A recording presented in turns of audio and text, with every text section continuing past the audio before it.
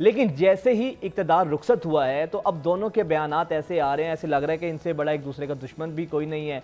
माजी में आपको याद होगा शहबाज शरीफ साहब ने कहा था कि लाड़काना और नवाब शाह की सड़कों पर अगर जरदारी साहब को ना घसीटा तो मेरा नाम बदल दीजिएगा, और फिर पीपल्स पार्टी किस तरह कहती रही। वो चीज़ें फिर जब इक़्तिदार आया तो वो सब गिले शिकवे भूल गए, मोहब्बतें परवान चढ़ने लगीं।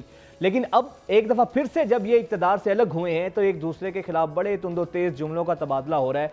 तलाल चौधरी साहब कराची और लाहौर का मुवाजना करते हमें कल नजर आए। उसके बाद पीपल्स पार्टी के जो मेयर कराची हैं मुर्तज़ा वहाब साहब, उन्होंने भी बड़ा जवाब दिया। तलाल साहब ने सबसे पहले क्या कहा आपको वो दिखाते हैं, फिर उसके बाद दीगर चीज़ों पर बात करते हैं।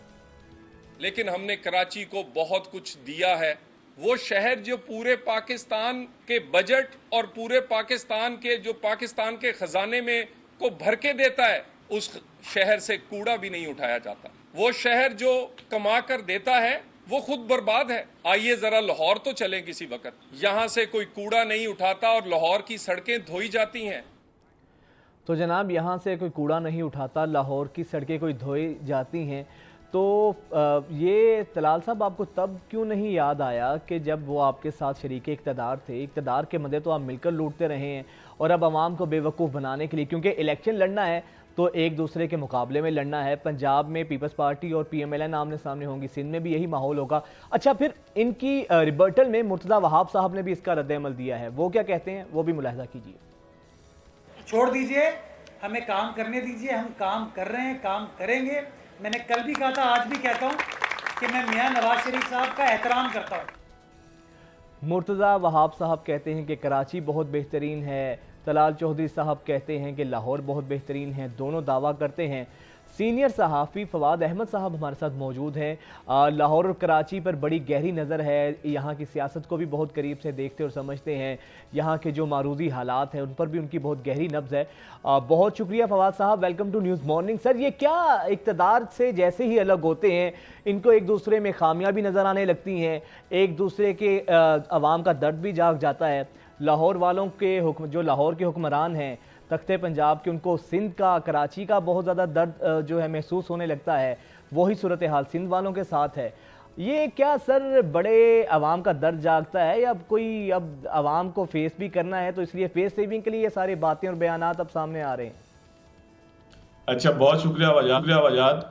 देखिए, मैं मौजूद इस वक्त लाहौर में हूँ और लाहौर की एक जगह से आपसे मुखातिब हूँ, लेकिन इसका कतन मतलब ये नहीं है कि अगर आप मेरे शहर की आलू वाली बिरयानी पे तनकीद करेंगे और उसका मुकाबला अपने पुलाव से करेंगे तो मैं मान जाऊंगा कि आपका पुलाव अच्छा है और हमारी आलू वाली बिरयानी बुरी है। अगर आप हमारे वहाँ नली निहारी और मगज निहारी को यहाँ की जो बोंग पाया उनसे जो है वो कंपेयर करेंगे और मुकाबला करेंगे तो मैं नहीं मानूंगा। मैं कहूँगा नहीं, हमारी निहारी अच्छी है भाई। अगर आप वहाँ के नाश्ते और यहाँ के नाश्ते को कंपेयर करेंगे, मैं कहूँगा अच्छा जरूर है, ये चने बड़े मजेदार है, वहाँ नहीं मिलते हमारी तरफ, लेकिन ये है कि मैं मानूंगा नहीं।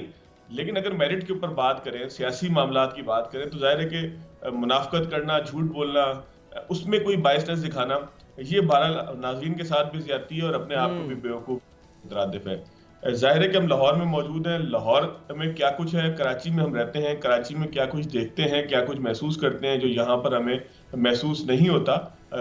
कल्चर को छोड़ दीजिए, यहाँ के लोगों को छोड़ दीजिए, बिल्डिंग्स की बात कर लें, कंक्रीट की बात कर लें, सड़क के ऊपर पड़ी हुई जो कंक्रीट और जो पत्थर है उसकी बात कर लें, गलियों से उठने वाले कचरे की बात कर लें, गलियों के अंदर जो है वो पक्की और कच्ची होने के को जो है वो उसका मवाजना कर लें।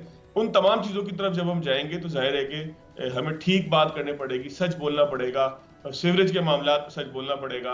अभी आपके प्रोग्राम में आने से पहले मैंने जाहिर है कि इसके बाद एक जगह जाना है तो मैं फौरी उठकर जो है वो नहा धोकर निकला, तो मुझे बिल्कुल ये तकलीफ नहीं थी कि यार मैंने जो पानी का नल खोला हुआ है ये कोई 6,000 रुपए का 3,000 में मिलने वाला गैलन ये उसके पानी में इस्तेमाल कर रहा हूँ, बल्कि मुझे पता था कि यहाँ पे पानी का एक मुनासिब सा बिल आना है, लोगों ने उसको देना है और पानी खत्म नहीं होगा। मुझे आवाज नहीं लगाने पड़ेगी कि टैंकर वाले को कॉल कर दो, पानी खत्म होने वाला है, इसका प्रेशर कम हो रहा है।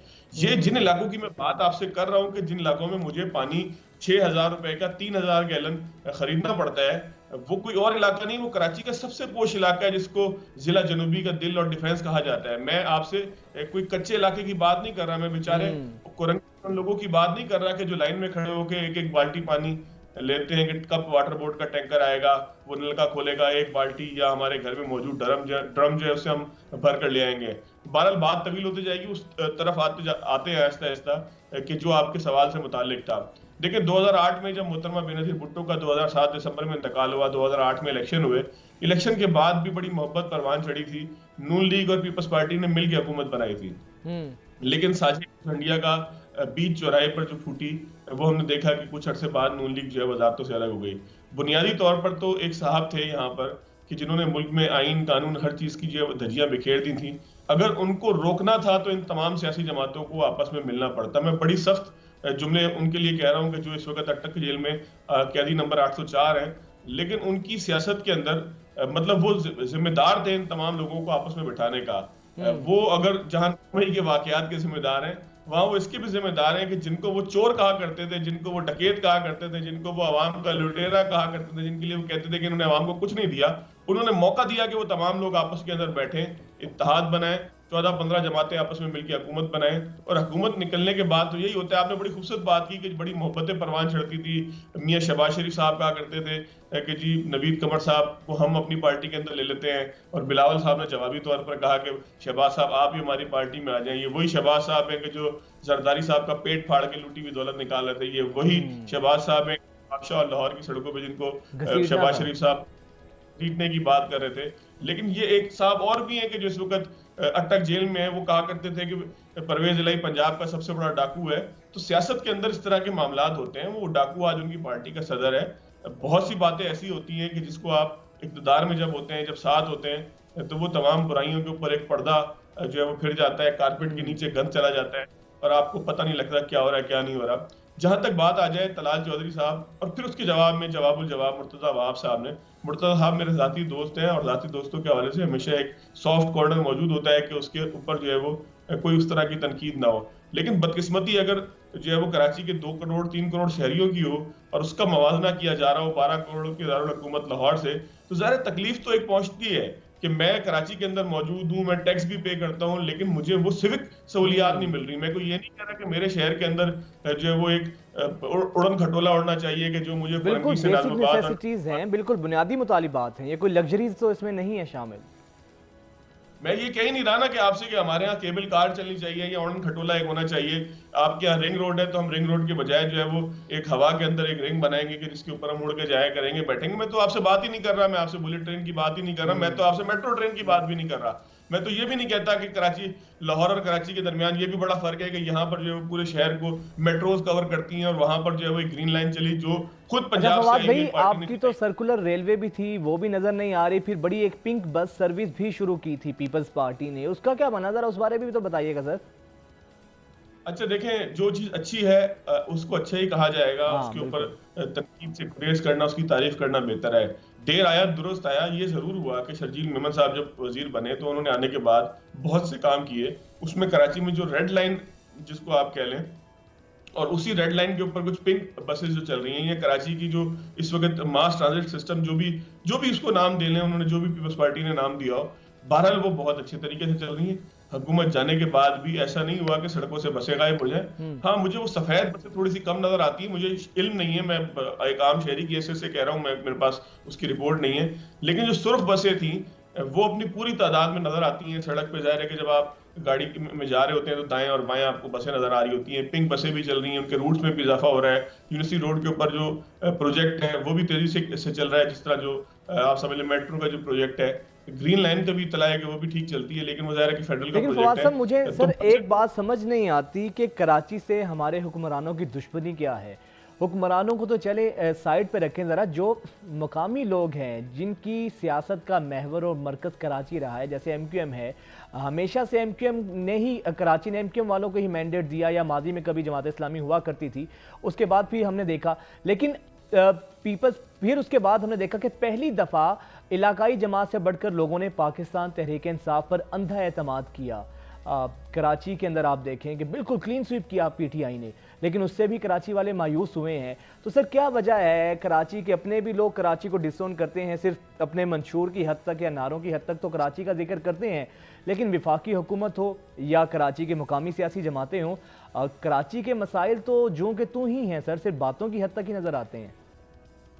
अच्छा देखिए, थोड़ी सी ना एकेडमिक बात एक करते हैं इसके अंदर ना वजाद साहब। कराची दायरे के जिस तरह से आपने तस्करा किया, यहाँ पर एक इलाकाई जमात जिसको आप मुत्तहिदा कौमी मूवमेंट कहते हैं, जिसके कायद का मंशूर ये था कि टीवी बेच के असला ले लो, तो उन सारी चीजों को अगर हम कुछ देर के लिए भूल जाएं एक रौने ख्वाब की तरह, तो ये एक जर्नल एक बात करते हैं, हम ये भूल जाते हैं कि एमक्यूएम का तस्करा कर रहे हैं, हम ये भूल जाते हैं कि किसी इलाकाई जमात का तस्करा कर रहे हैं, हम ये भूल जाते हैं कि लंदन से किस तरह से कराची जो है वो कंट्रोल होता था, हम ये भूल जाते हैं कि कराची में किस तरह से भत्ते की पर्चियां मिलती थी, हम ये भूल जाते हैं कि गोली जब कागज में लिपटी हुई मिलती थी तो उसके बाद ताजर क्या क्या हाल होता था, हम ये भूल जाते हैं कि यहाँ बेतहाशा हड़तालें होती थी, हम ये भूल जाते हैं कि यहाँ यौम स्याह के नाम पर जो लोग 12-12, 15-15 मर जाते हैं, हम ये भूल जाते हैं कि 2010, 11, 12 के अंदर एवरेज जो है वो पर डे 12 से 18 लोग मरते रहे, हम ये भूल जाते हैं कि यहाँ पर जो है वो बोरी बंद लाशें मिलती थी, सब कुछ हम भूल जाते हैं।